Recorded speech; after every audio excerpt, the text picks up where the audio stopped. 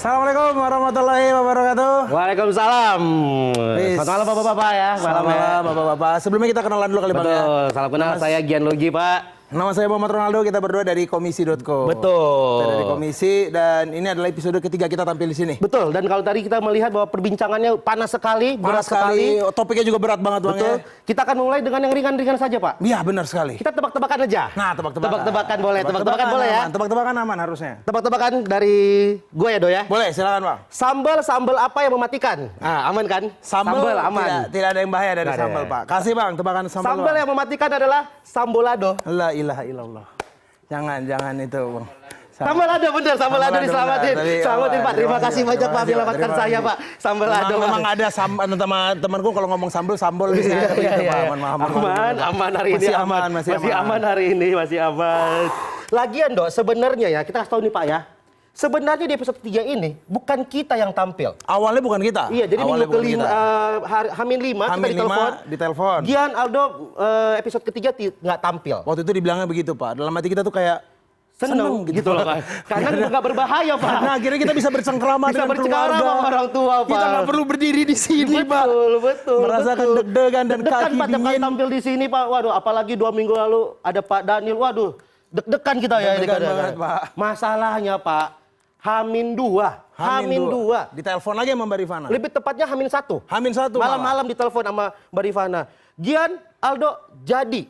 Kalian bisa nggak kosong nggak? Kita jawab gas. Buat CNN apa sih yang enggak? CNN adalah kehidupan kita. CNN itu jiwa kita Pak. Jiwa kita. Tapi permasalahannya Pak, kita nggak nanya tema. Nah, itu Pak. Salah kita Pak. Salah kita. Kita telepon balik. Mbak Rifana temanya apa? Awalnya bukan tema ini. Temanya adalah PDIP di antara Mbak Puan dan Pak Ganjar. Ya Allah, PDIP, Mbak Puan, Pak Ganjar. Pantesan komik sebelumnya nolak Pak. Bahaya materinya Pak. Kita aja Pak kalau tahu materinya itu dari H-5. Mas Gian, tanggal 7 kosong nggak? Kosong. Temanya apa? PDIP di antara Mbak Puan dan Pak Ganjar. Maaf, tanggal 7 saya cacar monyet. Pasti langsung begitu Pak. Kita komika juga punya rasa takut Pak. Aku ditelepon Mbak Rifana.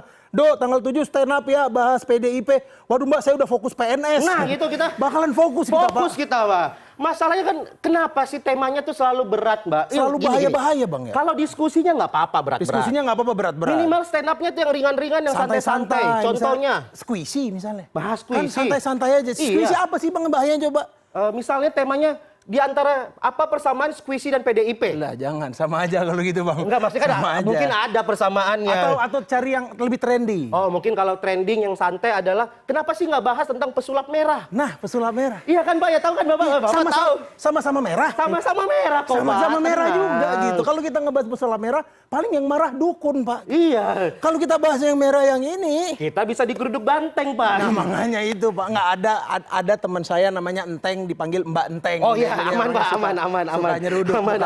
Ada di pikiran kita semua Pak. Betul. Tapi kita profesional. Profesional kita. Ketika dikasih tema itu akhirnya kita mencoba menganalisis. Dan kita pengen menyarankan malam hari ini di antara Mbak Puan atau Pak Ganjar siapa yang dipilih oleh PDIP. Kita sarankan, ini kita kasih saran untuk PDIP Pak. Dan saran kami di antara Mbak Puan dan Pak Ganjar yang harus dipilih oleh PDIP adalah Mbak Puan. Loh, tadi kan kompak dong. Yang belakang, yang analisis di belakang. Ya udah. Oke. Jadi yang harusnya dipilih oleh PDIP di antara Mbak Puan dan Pak Ganjar adalah Giring. Giring aman kan Pak ya? Kita ngasih saran kan bebas Pak. Demokrasi boleh dong Pak. Demokrasi. Kita ngasih saran aja gitu Pak. Lagian kan Mas Giring kan bilang mimpi adalah kunci. Betul. Walaupun mohon maaf Mas Giring, nggak semuanya kunci itu asli. Benar. Dan juga mungkin Bang Giring juga mengajarkan kita.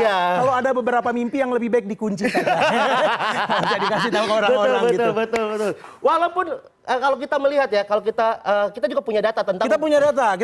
Kita coba semalam ini kita sempat mencari-cari Pak kira-kira apa. Ternyata kita menemukan sebuah artikel. Ini dia bagus nih. Menemukan sebuah artikel penelitian yang bilang kalau misalnya ini dari seorang pengamat politik Pak bernama Adi Prayitno. Dia bilang begini. Dia bilang kalau Pak Ganjar dan Bu Puan itu punya kelebihannya masing-masing. Betul. Untuk dapat tiket Avenger bukan. Tiket presiden dong. Katanya Pak Ganjar itu kelebihannya adalah dia punya elektabilitas yang bagus di masyarakat. Betul. Dan Bu Puan itu katanya kelebihannya adalah Enggak, bukan. Enggak, pasti gue pengen belain Mbak Puan di sini. Gue pengen belain, maksudnya kalau orang-orang yang protes Mbak Puan kenapa matiin mic, gue belain. Waktu itu kan rapat paripurna udah selesai. Betul. Mbak Puan matiin mic ya biar rapatnya selesai. Karena Mbak Puan tuh lagi mikirin perut-perut anggota DPR yang sedang kelaparan. Nah. Walaupun anggota DPR nggak pernah mikirin perut rakyat. Jangan ke sana. Jangan ke sana. Oh enggak bahaya. Jangan, Aduh, bahaya lagi yang ini bahaya. Salah nulis yang ini Pak, salah nulis Pak yang Lagi ini itu Pak. aku juga bingung gitu Bang. Kenapa orang-orang tuh pada marah gitu ketika Bu Puan matiin mic? Kan bisa jadi tuh ada ceritanya gitu. Misalnya gimana? Bu Puan dengerin orang yang ngomong, oh ya dia ngeliat tombol apa ini? Lucu sepertinya. Dipencet. Lah aku mati. Kita kan nggak tahu ya, kita kan nggak tahu. Dan tapi saya sedih Pak, saya tuh belain Mbak Puan banget. Akhir-akhir ini Mbak Puan itu, apalagi 2 hari ini ya, pas BBM naik ini banyak banget yang teriak. Kenapa Mbak Puan nggak nangis di saat Pak Jokowi naikin BBM? Karena pada zaman Pak SBY, Bu Mega dan Mbak Puan itu nangis. Waktu itu. Bahkan kata Bu Mega, ada artikel ya Bu Mega sempat ngomong gini, malam sebelum Pak SBY naikin BBM. Kalau misalnya besok sampai Pak SBY naikin BBM, saya akan mengerahkan seluruh kader saya turun ke jalan untuk beli BBM malam ini. Kalau besok naik harganya. Besok naik harganya. Makanya malam ini. Sebelum naik. Tapi yang jadi perhatianku juga Bang ya, masyarakat tuh banyak yang berdemo gitu. Kenapa Mbak Puan nggak nangis? Kenapa Mbak Puan nggak nangis? Semuanya pada panik. Harusnya ya buat teman-teman Bapak juga di PDIP, Mbak Puan, Bu Mega nih, apalagi Mbak Puan ya. Betul. Ketika ada yang demo pada nanya kenapa Mbak Puan nggak nangis, harusnya disikapi dengan tenang. Biar Mbak Puan bisa fokus surprise ulang tahun. Jadi kita punya solusi. Solusinya adalah kalau misalnya masyarakat pada datang, kenapa Mbak Puan nggak nangis? Kenapa Mbak Puan nggak nangis? Langsung aja Mbak Puan keluar.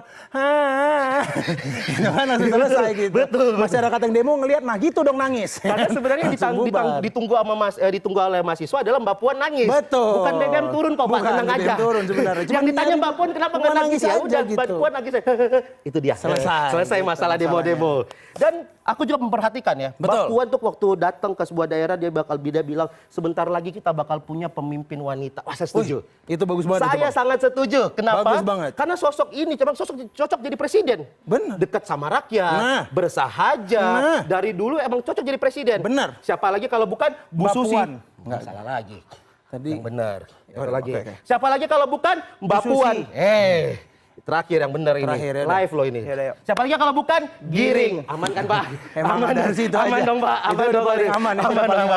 Aman. Lagi kalau ada yang nanya, emang cocok wanita jadi presiden? Cocok aja. Cocok wanita jadi presiden. Cocok aja Bang. Walaupun emang banyak bilang takutnya wanita gampang ngambek. Nah. Tapi saya belain nih buat para wanita. Wanita tuh ngambek kalau emang dihianati. Biasanya begitu. Kalau udah dihianati tuh bakal lama ngambeknya dong. Emang kenapa bisa begitu Bang? Jangan tanya sama gua, tanya aja sama Bu Mega kenapa masih ngambek sama Pak SBY. Kata dia Bang. Ini aja kata gua lo, tadi kan nulis bareng di belakang. Saya nggak ikut Bang, saya nggak ikut. Nulis bareng kata Gian Pak. Dia full dia nulis sendiri tuh Pak. Masalah gini, kalau ngambek itu kan wanita tuh punya kata kunci 3. Biasanya begitu. Ini makanya jangan sampai kalau jadi presiden, wanita jadi presiden, kata-kata kunci ini dikeluarkan. Benar. Ada 3. Kalau cewek lagi ngambek nih, nggak apa-apa, terserah dan pikirin sendiri. Biasanya begitu. Takutnya 3 kata ini ke bawah-bawah pada saat jadi presiden. Nah. Misalnya aku presiden wanita dong. Ya. BBM naik, demo. Aku demo. Kalau demo aku wanita nih. Bu, BBM malah naik. Ibu kenapa? Ibu ada masalah sama kita? Nggak apa-apa. Bu, ini BBM naik begitu, Ibu mau diam-diam begitu saja? Terserah. Bu, kalau Ibu begini terus, kita harus ngapain? Kita harus berdemo terus. Pikirin aja sendiri. Oke. Demo Pak berbulan-bulan Pak itu Pak. Demo Jadi bingung, jadi chaos. Betul. Nah kalau kita bahas Pak Ganjar sebenarnya kita nggak punya materi ya. Benar. Karena Pak Ganjar elektabilitasnya udah tinggi. Ada satu Bang. Ada lagi, satu. Tadi udah aman loh ini loh. Tadi waktu itu Pak Ganjar itu sempat di podcastnya Deddy Corbuzier. Rame karena Pak Ganjar bilang dia nonton film dewasa. Lah emang kenapa kalau nonton film dewasa? Bang, menurut penelitian orang yang nonton film dewasa itu bisa jadi pelupa Bang. Lah emang kenapa kalau pelupa? Bang, kalau misalnya Pak Ganjar menjabat dia lupa, takutnya dia lupa dia jadi presiden. Takutnya kan begitu. Begitu. Misalnya kau Pak Ganjar. Aku masyarakat. BBM naik. Jalan di taman ini. Pak Ganjar, BBM kok naik? Lah kamu siapa? Loh saya rakyat, kan Bapak kan presiden. Lah emang iya?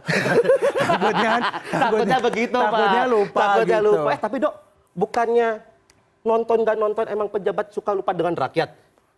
Kata Mbak Rifana. Kita tim komisi, terima kasih. Terima kasih Aldo dan juga Gian. Aduh ini promosinya kayak berkali-kali nih soal Mbak Puan Maharani ini. Mas Arief dari tadi ketawa-ketawa terus nih. Ketawa-ketawanya gimana Mas? Menikmati gak Mas?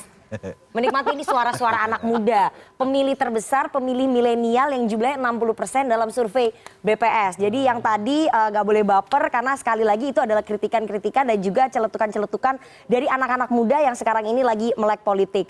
Sekaligus saya ingin menutup diskusi kita pada malam hari ini. Terima kasih sekali para narasumber yang sudah hadir. Wasekjen PDI Perjuangan Mas Arief Wibowo, terima kasih sudah datang jauh-jauh dari Jember loh ini. Terus habis itu ada Direktur Lingkar Madani, Bung Ray Rangkuti, Ketua Ketum Kornas Ganjaris tuh. Saya belum familiar nih Mas Eko Kuntadi dan yang terakhir Direktur Eksekutif LSI Mas Jayadi Hanan. Terima kasih sekali semuanya Bapak-bapak dan demikian Political Show untuk malam hari ini. Saya Rifana Pratiwi. Sampai jumpa pada episode berikutnya.